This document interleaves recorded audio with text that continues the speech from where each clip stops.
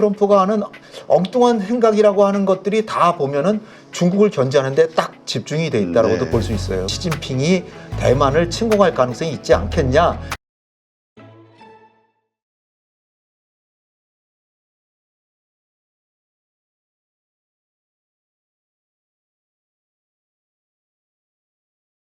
오늘 모신 분은 전 국립외교원장이셨죠. 그리고 현 세종연구소 명예연구위원이신 홍현익 박사님 모셨습니다.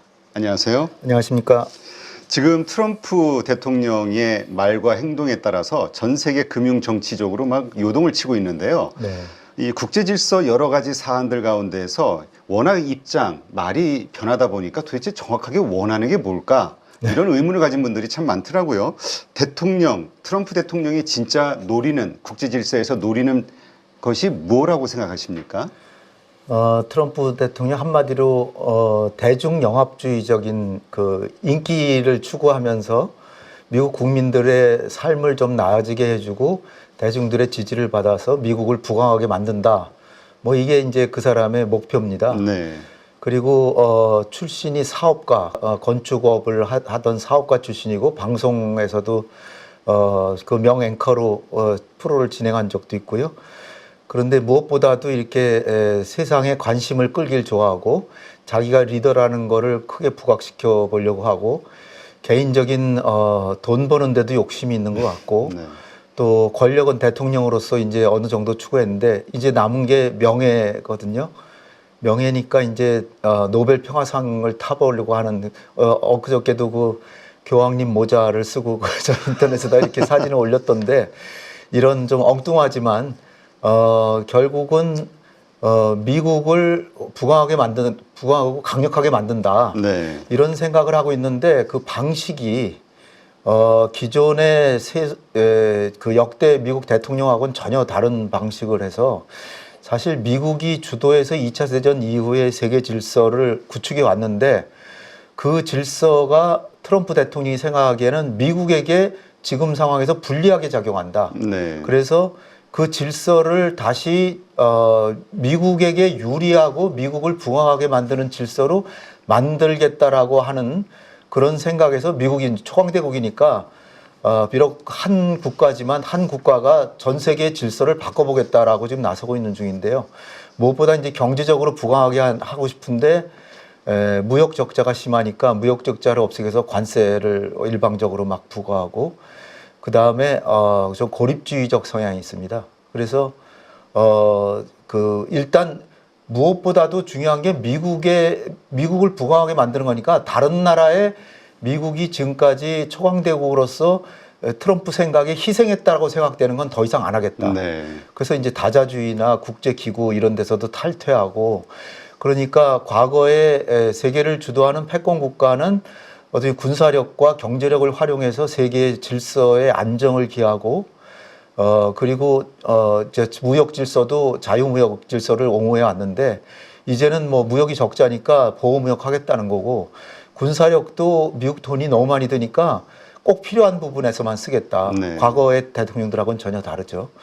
그리고 이 국제사회에 기여하는 부분 이런 건 대체로 많이 줄여서 미국 국민들이 잘 살게 하겠다. 뭐 이런 생각을 가지고 해나가는데 그러니까 이제까지는 미국이 어떻게 보면은 자유와 민주주의와 규칙과 법과 질서, 인권, 이런 가치들을 추구해서 좀 좋은 나라라는 이미지가 있었는데 이제는 미국이 자기 이익만 챙기니까 전 세계로서는 어떻게 보면 질서가 파편화되고 그리고 국제 질서가 새롭게 형성되는 과정에서 굉장히 혼란스러운 질서가 되고 그동안에 이제 미국이 동맹을 중심으로 세계 질서를 자기 동맹국들이나 우방국들에게는 상당히 우호적인 행위를 했는데 이제는 동맹국이고 우방이고 필요 없이 미국을 위해서만 하겠다라고 네. 하니까 어떻게 보면 다른 나라로서는 상당히 긴장을 하면서 미국의 행태를 지켜봐야 되는 그런 상황이 지금 펼쳐지고 있는 중입니다.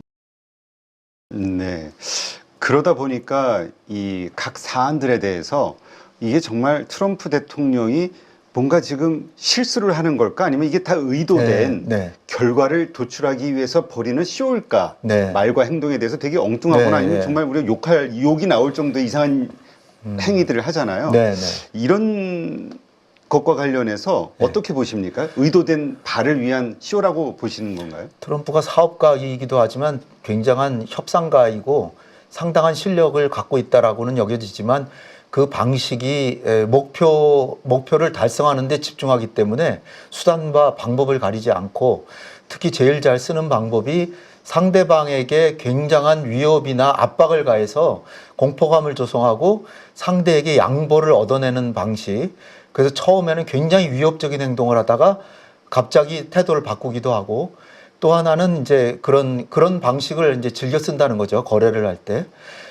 그러면서도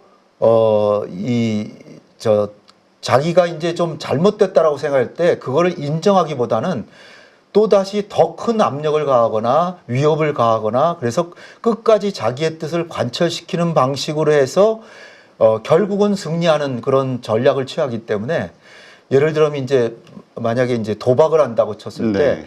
처음에 100만 원을 해서 잃었다. 100만 원이 다 나갔으면 그다음에 200만 원 가지고 걸고 해서 또 잃면은 그럼 300만 원 잃잖아요. 그럼 300만 원 가지고 또 해서 따면은 본전이 되잖아요. 그다음에 300을 또 잃으면 600만 원, 900만 원, 1억 막 이런 식으로 올린다는 거죠. 그러니까 끝까지 자기의 뜻을 굽히지를 않고 자기의 잘못을 인정하지 않기 때문에 상대방으로서는 더 곤혹한데 트럼프가 여느 나라 대통령이면은 그렇게 공포스럽지 않지만 초강대국의 대통령이기 때문에 다른 나라들은 매우 이제 곤혹스러운 입장을 처할 수밖에 없기 때문에 굉장히 우리나라뿐 아니라 전 세계 국가들이 다 전전긍긍하면서 이걸 쳐다보고 있습니다. 네, 최근에 이제 중국에 대해서는 지금 최고의 145% 관세를 매겼다가 중국이 끝까지 버텨서 전 세계 어느 나라보다도 중국은 끝까지 버텨서 결국은 115%의 관세를 낮춰서 지금 30%, 미국은 중국에 30%를 매기고 중국은 미국에 10% 매기는 걸로 지금 타협이 됐는데 네. 그것도 사실 결과가 그렇게 됐으니 망정이지 사실 145% 관세라는 게 상식적으로 말이 안 되고 말이 안 되죠. 그렇지만은 트럼프는 그 모든 거를 일련의 자기의 협상술로 이렇게 포장하면서 결국 자기는 패배했다는 얘기는 하지는 않습니다. 네. 그런데 이제 이번에 결과를 본다 그러면 누가 보더라도 미국이 초강대국이지만 중국한테 조금 밀린 게 아닌가 이런 생각까지 드는 그런 모습이 나타났는데요. 어쨌든 처음에 질문하신 거에 그 답변은 이 사람이 하여튼 끝까지 물고 늘어지는 성격이 있고 처음에는 고압적인 방식의 상대를 압박하는 방식으로 모든 거래를 하기 때문에 굉장히 상대를 불편하게 하는 협상자, 거래자다. 이래서 이제 우리가 느끼게 되는 감정이 그렇습니다. 네. 그렇다면 좀 앞당긴 결론이긴 합니다만 네. 트럼프 임기 동안 이러한 이 협상 방식을 통해서 미국의 그 파워를 활용해서 원하는 결과를 네. 만들어낼 수 있을까요? 네, 제가 이제 말씀 안 드린 것 중에 하나가 그렇다면 미국이 일단 고립주의적인 성향을 좀 보인다 그랬는데요. 그렇다면 전 세계에 아무것도 관여를 안 하냐? 그건 또 아닙니다. 미국이 자기에게 꼭 필요한 미국의 국부를 증진시키거나 권력을 증진시키고 이런 데는 적극적으로 개입하고 그 대신에 불필요한 미국에게 쓸모가 없는 군사력 사용이나 돈 쓰고 그런 건 안 하겠다는 거지. 그렇죠. 결코 그냥 고립주의는 아닙니다. 그러니까 일종의 변형된 고립주의인데 달리 말씀드리면은 선택과 집중을 한다라고 볼 수 있는데 그러면 뭘 선택하느냐? 전 세계에서 미국의 패권에 지금 도전하는 유일한 강대국이라고 볼 수 있는 중국을 선택하고 해서요. 중국이 미국에 도전하지 못하도록 중국을 견제하고 포위하고 압박하는데 최대한의 노력을 다하고 있는 중입니다. 예를 들어서 지금 이를테면 우크라이나 전쟁 끝내려고 그러는데 네. 우크라이나 전쟁 끝내는 것도 이 중국하고 러시아하고 이제 한편이 돼가지고 미국한테 이제 막 대항하고 있는 그런 형국이기 때문에 우크라이나 전쟁을 끝내서 중국과 러시아의 동반자 관계를 좀 약화시키겠다. 그 다음에 이제 중동에서는 이란이 이제 강대국인데 이란이 이제 미국이 보기에 불량 국가 아닙니까? 근데 이란 같은 나라도 지금 이제 뭐 사우디아라비아 방문하고 있는데 사우디아라비아나 다른 나라들이 중동 각국이 이란은 상대해라. 또 한반도에서도 북한이 이제 말썽꾼인데 북한은 한국이 주로 지켜라. 이제까지는 한미연합사령관, 주한미군 사령관이 전시작전권을 가지고 한국의 안보는 미국이 책임이다라는 그런 생각을 굳게 가졌었는데 이제부터는 한국이 주로 책임지고 우린 옆에서 조금 도와주긴 하겠다. 네. 이 정도고요. 이런 것이 다 그리고 이제 김정은하고 대화를 하려고 그러잖아요. 그 대화를 하려고 그러는 것도 북중 관계가 동맹 관계이기 때문에 북중 관계를 소원하게 북한하고 접근해서 북한을 중국에서 떼어내겠다. 그렇게 되면 지금 보시다시피 중국의 친구들이 러시아, 이란, 북한인데 그들을 다 떼어놓겠다는 거고 네. 그린란드에 지금 영토적 야심을 보이는 것도 그린란드 근처에 중국이 많이 진출하고 막 그러고 있거든요. 배도 많이 다니고. 그러니까 그걸 견제하기 위해서 그린란드에 목심을 부린다고도 볼 수 있고요. 파나마 운하 같은 경우도 파나마에 중국이 많이 진출했기 때문에 그거를 견제하기 위해서 파나마를 중국의 영향권에서 떼기 위해서 그렇게 한다고도 볼 수 있습니다. 그럼 일련의 트럼프가 하는 엉뚱한 생각이라고 하는 것들이 다 보면은 중국을 견제하는데 딱 집중이 돼 있다라고도 네. 볼 수 있어요. 그래서 트럼프의 세계 전략을 단순한 고립주의라고 보는 거는 좀 오산이고요. 미국의 국익에 도움이 되면 개입하고 아니면은 나 몰라라 하겠다 이런 정도로 생각하시면 될 것 같습니다. 네. 그러면 그러한 노력들, 그러한 시도들이 결국 어떻게 될 것이냐는 좀 시간이 흘러봐야 알 수 있겠네요. 그 방향 자체는 분명한데 그것이 이제 어떻게 귀결이 되느냐는 이를테면 지금 중국이 끝까지 버텨가지고 이 관세를 115%나 내리게 지금 한 것처럼 다른 나라들이 어떻게 반응하냐를 보고 또 트럼프는 어떤 구체적인 전략이 딱 이미 작성돼 있는 게 아니고 상황을 봐서 그 상황에 자기가 아주 그 본능적으로 자기는 잘할 수 있다라는 자신감을 가지고 임기응변으로. 헤쳐나가기 때문에 결국은 그 추이는 두고 봐야 되지만 그 방향성은 분명한 게 자신과 미국의 국익을 증진하는 방향으로 가겠다라고 이제 하는 것은 분명하죠. 네. 그렇다면 가장 궁금한 게 이 중국을 견제하는 가장 큰 그 뭐라 그럴까요? 지점이라고 네. 해야 될까요? 이게 이제 대만과 관련된 문제일 것 같은데요. 네. 시진핑 주석은 뭐 공언을 했다시피 2027년 뭐 중국 대만 통일을 하겠다 이런 보고서도 나왔다는 이야기가 나오기도 네. 하고 어떻습니까? 대만에 대해서도 트럼프는 어떠한 입장을 취할 것이냐 이것이 또 우리의 안보와 아주 직결이 되기 때문에 네. 궁금하거든요. 네, 대만 문제가 사실 이제 중국 문제의 미중 관계에서 핵심 중에 하나인데요. 그거는 이제 1972년에 닉슨이 마오쩌둥하고 정상회담을 하고 상하이 커뮤니케를 발표해서 소련을 견제하기 위해서 미중이 이제 연합 관계로 들어가는 그런 상황에서 그 당시 이제 가장 크게 바뀐 건 뭐냐면 그 전까지는 자유중국, 타이완이 중국을 대표해서 유엔 안보리에서 거부권을 갖고 있었어요. 안보리 네. 회원국이었을 뿐 아니라 거부권을 갖고 있는데 중공은 나라가 아니었던 거죠. 그런 상황인데 중국의 본체는 메인랜드 차이나 중국 대륙이 중국이다라고 해서 타이완은 축출되고 국가가 아니라고 축출되고 그 대표권이 중국에게 주면서 미국과 중국 간의 이제 화해 시대로 이제 들어가게 되는데 그때 가장 큰 의제 중에 하나가 원 차이나 폴리시라고 해서 하나의 중국 원칙입니다. 그래서 네. 중국은 결국은 이제 홍콩과 마카오에 이어서 결국 대만을 통일을 하는 게 하나의 국가의 목표이기 때문에 언젠가는 이제 대만과의 통일을 해야 된다는 거를 벌써 오래전부터 이렇게 지도부에 생각을 해왔고 그래서 미국으로부터 대만이 지금 나라 행세를 하는데 결국은 우리는 하나가 될 하나의 중국이다라고 하는 그 원칙을 닉슨이 인정을 했습니다. 아, 네. 인정을 했기 때문에 그래서 타협이 됐던 거고요. 그 대신에 이제 그 미국이 그 반대로 얻어낸 건 뭐냐면은 양안과의 관계, 중국과 대만과의 관계는 무력을 사용하지 않겠다라는 네. 걸 약속한 겁니다. 네. 그래서 어쨌든 평화적으로 상황이 변해서 통일을 한다 그런 건 미국이 막지 않겠지만 그건 대만 사람들의 동의가 있어야 되는 거죠. 무력을 안 한다면은. 그렇기 때문에 중국으로서는 크게 봐서 아마 100년 뒤에라도 통일이 된다라고 하는 거는 그러한 원칙은 보장받았지만 결국은 무력 통일은 불가능하다는 거를 확인해 줄 수밖에 없었고요.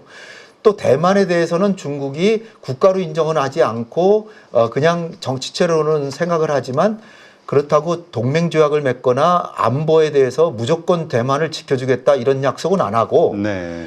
대만이 자주 국방을 할 수 있도록 무기를 판매하고 그런 걸 하는 거죠. 그러니까 이걸 이제 중국의 어떻게 보면 전략성 모호성 원칙에 따른 대만 정책이라고 볼 수 있는데요.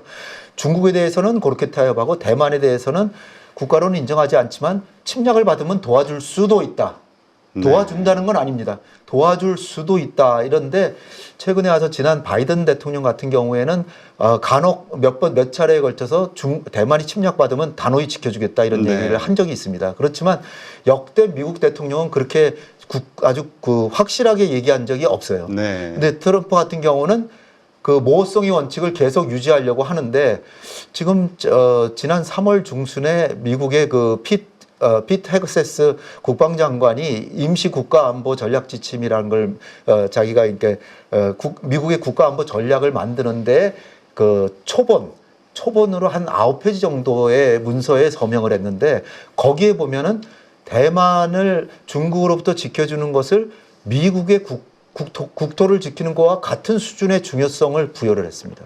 그 얘기는 어떻게 보면 이게 과연 트럼프의 생각일지까지는 확인이 아직 안 됐고 그것이 이제 국가안보 전략으로 이렇게 문서로 나온 건 아니기 때문에 아직 두고 봐야 되지만 어쨌든 초안에 있어서 대만을 철저히 지켜주겠다는 거를 굉장히 사활적인 이익처럼 이렇게 해놔가지고 혹시 대만에 대해서 안전 보장을 바이든 때보다 더 강화해 주는 거 아니냐 이런 생각들이 지금 나오고 있는데 그와 동시에 나온 얘기가 뭐냐면은 유럽인들은 유럽의 안보는 미국이 뒤에서 지원은 하되 유럽인들이 주가 돼서 해라. 마치 괌 독트린 1969년에 닉슨 대통령이 괌에 가서 베트남 전에 대해서 아시아인의 안보는 아시아인의 손으로 해라 그런 것처럼 유럽의 안보는 유럽이 해라.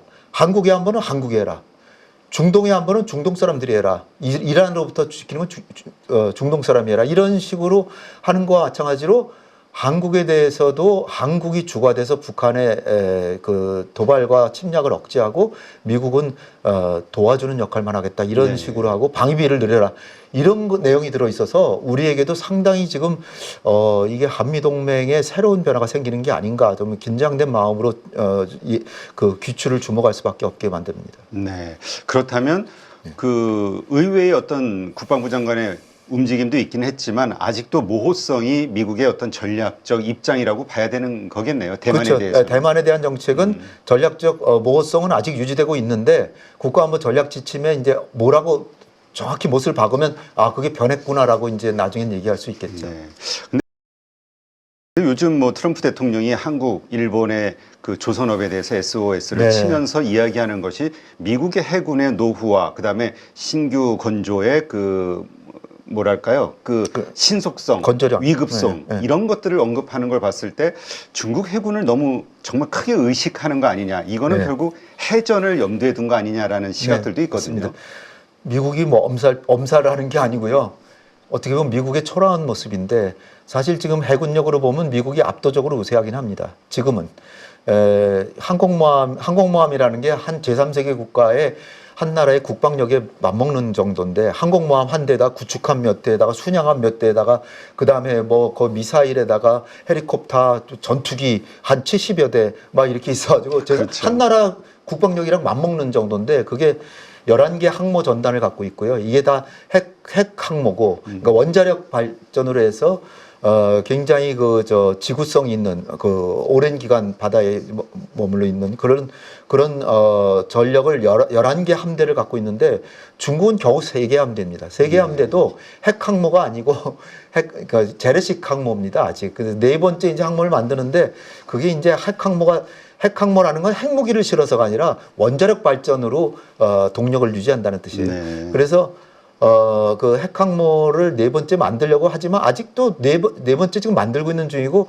만들어도 11대 4고 항모 자체도 지금 미국 항모보다 우세하고 그러나 핵 항모를 제외하고 순양함, 구축함, 일반 함정 있잖아요. 그 함정 수는 지금 중국이 미국을 능가했습니다. 능가했고 지금 앞으로가 중요하잖아요. 앞으로 또 계속 만들잖아요. 근데 함정 건축 실력이 중국이 미국보다 한 100배 앞섰다 그래요. 네. 10배도 아니고 100배. 그러니까 미국은 선박을 만드는 데는 완전히 이제 그 아주 후진국이 된 거죠. 제조업과 관련해서 네, 그래서- 나오는 문제점. 그래서 세계에서 지금 배를 제일 많이 만드는 나라가 중국인데 중국은 미국의 라이벌이잖아요. 그러니까 미국으로서는 그러면 미국의 선박을 늘려야 되는데 당장에 미국은 구축할 능력이 없고 네. 그러면 그 다음엔 누구냐 그죠? 미국 다음엔 어디냐? 그 다음에 한국이에요. 그 다음에 일본이거든요. 그렇기 때문에 미국이 한국에게 선박도 만들어주고 그 다음에 이제 유지 보수 수리하는 거 이런 것도 한국과의 적극적인 협력이 필요하다라고 해서 우리한테 적극적으로 구애하고 있는 이런 상황입니다. 네.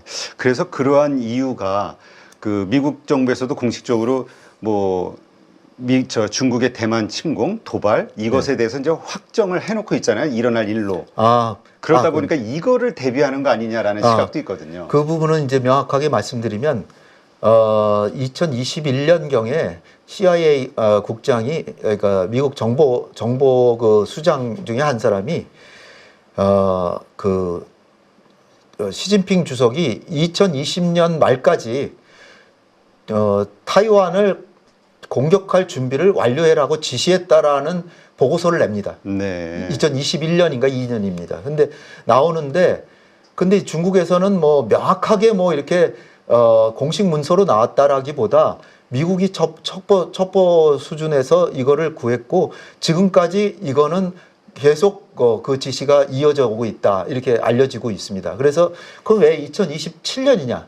금년이 아니라 27년입니다. 네. 27년이 중국 군 창설 그 100주년인가 또 그렇고 또 하나는 그 시진핑이 지금 3기 집권을 했잖아요. 네. 중국의 국가 원수는 후진타오도 그렇고 장쩌민도 그렇고 5년씩 2번 했습니다. 네. 그래서 그거는 암묵적으로 5년씩 2번 하고 무조건 다른 사람 물려주는 것이 이제 어떤 룰로 암묵적으로 관례처럼 되어 왔는데 시진핑은 지금 3번째 벌써 15년째 하는 걸로 지금 들어가고 있거든요. 네. 근데 이게 시진핑이 그럼 15년만 하고 말 것이냐?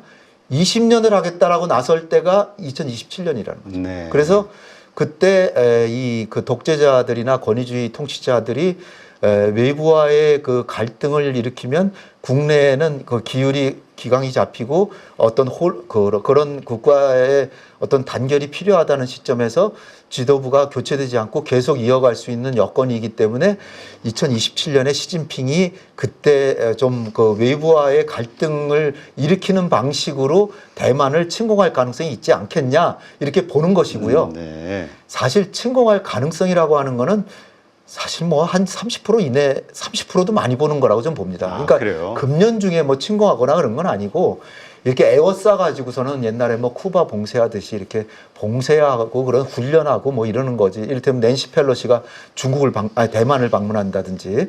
그러니까 대만은 나라가 아니기 때문에 미국의 고위 당국자가 대만을 방문한다지 그러면 이제 이게 미국이 대만을 나라로 인정했다라고 그런 그 판단을 하고 그런 긴장을 고조시키고 봉쇄를 하고 이러는 거지. 지금 당장 침공한다라고 하는 것은 우리가 너무 크게 생각할 필요는 없고요. 예를 들어서 삼국지에 나오는 그 중원에 엄청 산샤댐인가 하나 네네. 어마어마한 댐이 있어요. 네네. 그거를 대만에서 미사일로 가격을 하면 댐이 무너집니다. 네. 무너지면 거기 그 물이 방류가 되면 2억 명이 사망한 거래요. 그래요? 2억 명이 피해를 보나 그래요. 그런 것도 있고 중국의 그 황해 이쪽 동중국해 남중국해 이 바닷가에 원자력 발전소가 수도없이 많아요. 네. 거기를 공격하면 핵폭탄 터진 것처럼 터지니까 그래서 함부로 타이완을 건드리지는 못한다. 그러니까 우리가 대만이 그냥 수세적인 입장에서의 방어만 생각하는데 예. 방어를 위한 공격을 했을 때는 중국도 데미지가 상당히 클 수 있다. 그것도 그렇고요. 또 중국이 진짜 대만을 완전히 집어삼키겠다라고 공격을 할 때 시뮬레이션을 해보면 4번 중에 3번은 그 점령을 못해요. 그래요? 아주 나쁜 경우, 그러니까 미국이 아예 개입 안 하고 그럴 경우에만 타이베이를 함락시킬 수 있지. 4번 중에 1번 정도 성공률이지 거의 실패하는 걸로 해안 조금만 장악하다가 결국은 서로 피해를 많이 보고 결국은 끝난다. 뭐 이런 시나리오들이 있기 때문에 중국이 함부로 그렇게 공격할 수 있는 건 아닙니다. 네, 그렇군요. 6월 대선을 앞두고 있는 상황에서 상법 개정이라든지 증시 활성화에 대한 그런 기대감들이 분명히 만들어질 거라고 생각을 하고 있고요. 트럼프가 고관세를 매기는 부분들이 지금 해결이 되어가는 단계잖아요. 금리 인하 시기에 수출하는 나라이기 때문에 외국인들까지 들어오게 된다라고 하면 굉장히 좋은 흐름이 만들어질 수 있다. 증시가 좋아졌을 때 잘 벌고 더 많이 버는 사람들은 준비가 되어 있는 그런 사람들이거든요. 명확하게 어떤 사야 되는 기준, 팔아야 되는 기준, 원칙이 안 잡혀 계신 분들은 자신만의 기준과 원칙, 포인트를 잡아서 매수 매도의 타이밍을 잡는 훈련을 계속 반복을 해보는 거죠. 8주 동안 무려 24번이나 되는 라이브를 통해서 트렌드에 맞게끔 대응을 하실 수 있도록 그러한 훈련을 진행하는 이 부분이 핵심이라고 보시면 될 것 같습니다. 복잡한 이론보다는 시장 흐름을 파악하는 눈과 타이밍을 잡아가는 그런 포인트라고 생각하시면 됩니다.